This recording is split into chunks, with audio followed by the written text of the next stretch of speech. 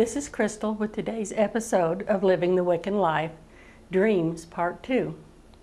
In the last episode, I mentioned that it is easier to have psychic experiences in dreams because the conscious, rational mind is quiet and isn't causing static. It is easier for the inner self, the higher self, and your guides to get through to you. Today I want to share some of the experiences, some of the psychic experiences that I and my family have had in dreams. The first one I want to share with you is my favorite.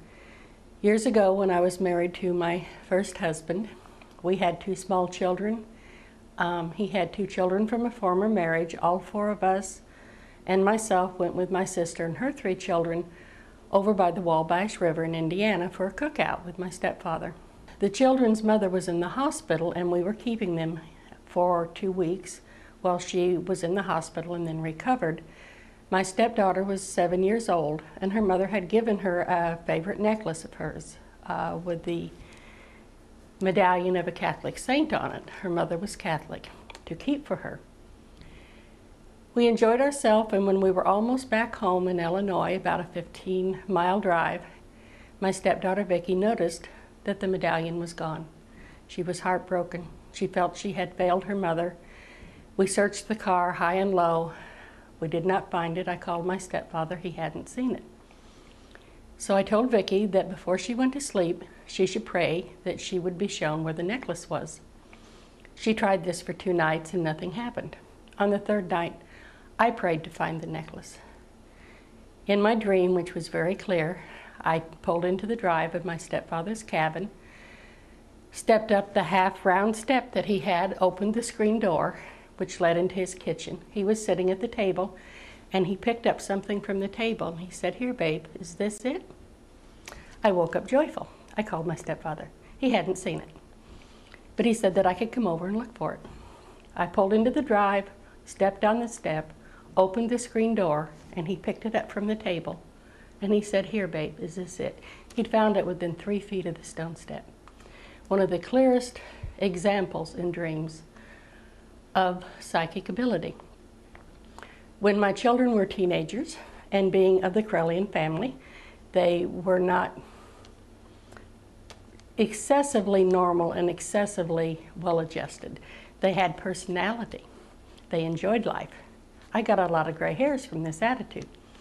But I learned that I would dream when they were about to get in trouble or had done so.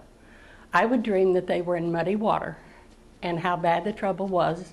I was shown on how difficult it was to get them out of the water. I got so when I had such a dream, I would tell them, if you're thinking of doing something you should not do, don't. I dreamed of muddy water. After they grew up, they told me that they began listening to me. They would not reassure my mind on that subject while they were still teenagers. Another dream I had involving them, my mother had died within that year.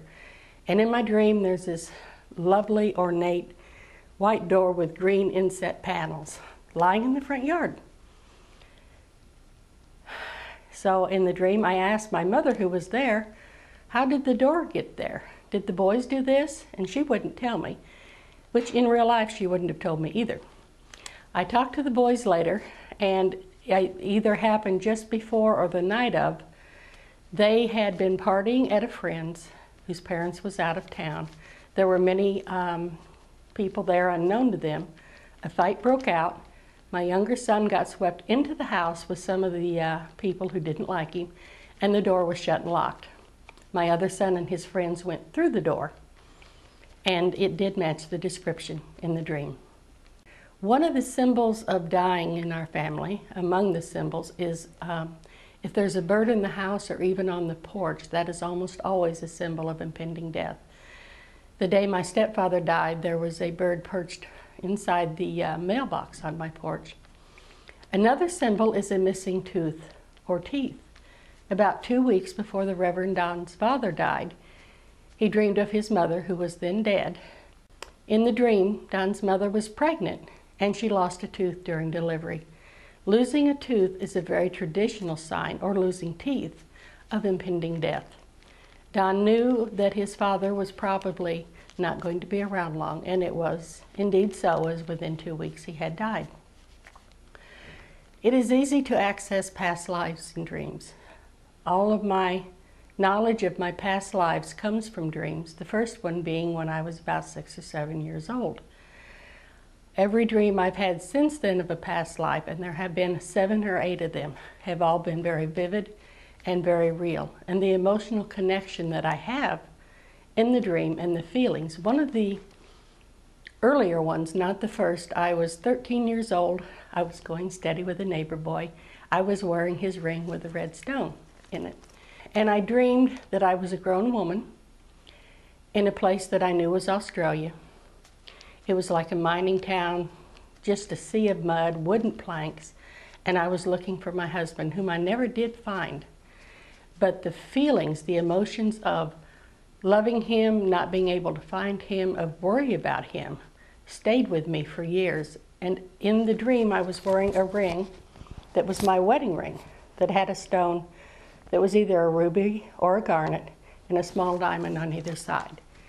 I have found rings like that in antique stores, and just seeing them brings back still to this day the feeling and the emotion of that past life dream. Thank you for visiting me for this episode of Living the Wiccan Life. Blessed be.